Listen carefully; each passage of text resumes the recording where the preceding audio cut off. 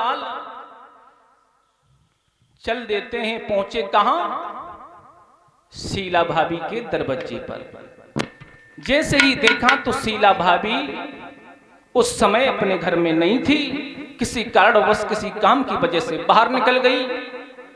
भगवान कन्हैया कहने लगे हैं, देखो सताओ, आज शीला भाभी नहीं है, आज बड़ा अच्छा मौका है, आज चोरी यहीं करेंगे। सभी ग्वाल बाल भगवान कन्हैया उस घर में प्रवेश कर जाते हैं। भगवान कन्हैया कहने लगे हैं, ग्वाल बालों ढूंढो, माखन कहां छुपा कर रख गई है वो गुजरी। आज सभी ग्वाल बाल माखन को ढूंढने लगते हैं। नजर पहुंचती है मनसुका की। कहने लगो कन्हैया, देख माखन की मटकी वो टंगी है छीके पर, ये कैसे उतरेगी? भगवान कहने लगे, मनसुक, ये बात हमारे ऊपर छोड़ो कि कैसे माखन खाओगे और कैसे मटकी उतरेगी। मनसुका कहने लगो तो तुम ही बताओ। कन्हैया कहने लगे, सुनो मनसुक, एक काम करो। बोले क्या? आप घोड़ा बन जाओ, घोड़ा। मनसुका कहने लगो, अरे दाढ़ी के, हम घोड़ा बन जाएं? हाँ, हम घोड़ा नहीं बने भैया। क्यों? क्यों नहीं बनोगे? भैया हम घोड़ा नहीं बने, तुम बहुत चकड़ बन दो। सुनो मनसुक, हाँ, तुम जब घोड़ा बन जाओ तो बाकी ऊपर छदामी है, बलरामी है, वे सभी लोग दामा है खड़े हो जाएंगे, उसके ऊपर हम खड़े हो जाएंगे, माखन की मटकी उतर आएगी। आओ भैया, नीचे हम दबे रहे, ऊपर तुम माखन सबरो खाए लो, हमें बाद में। कैसी चोरी करी हो श्याम। गुरुदेव, आज मनसुका कहने लगा है मोहन से कि कैसी चोरी करी हो श्याम, और मटकी आयु पर धरी गई है।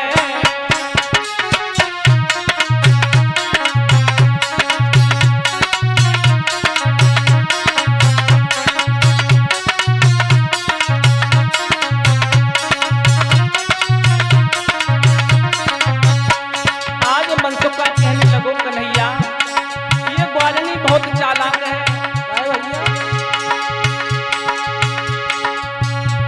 ये कैसी चोरी करी हो श्याम,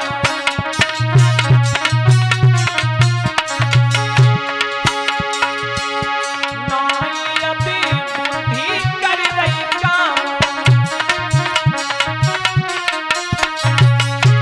आज मनसुका कहने लगो है, सुनो मोहन, सोच कछु भैया और बलराम,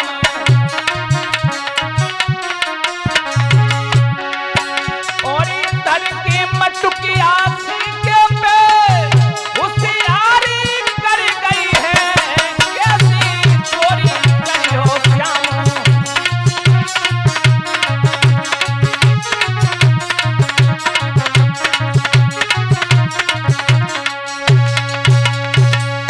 आज मनसुका कहने लगो है मोहन।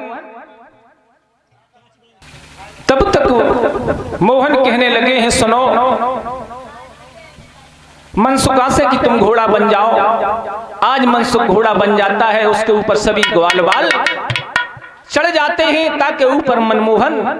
जैसे ही मनमोहन उस मटकी के पास में पहुंचे हैं,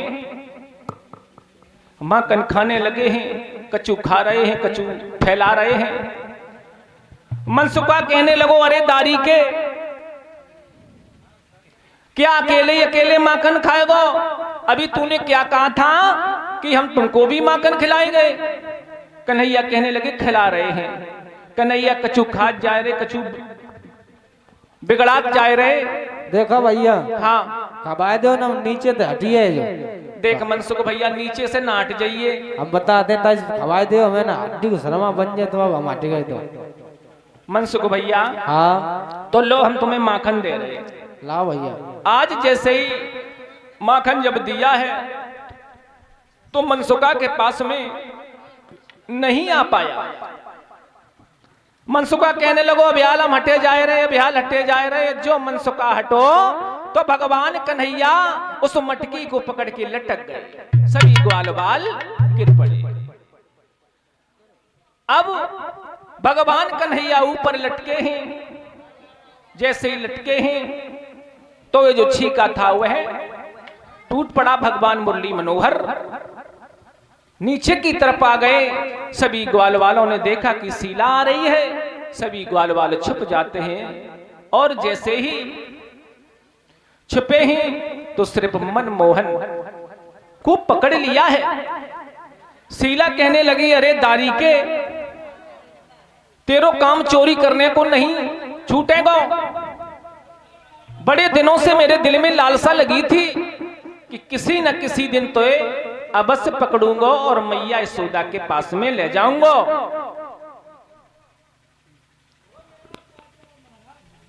भगवान कहने लगे शीला भाभी,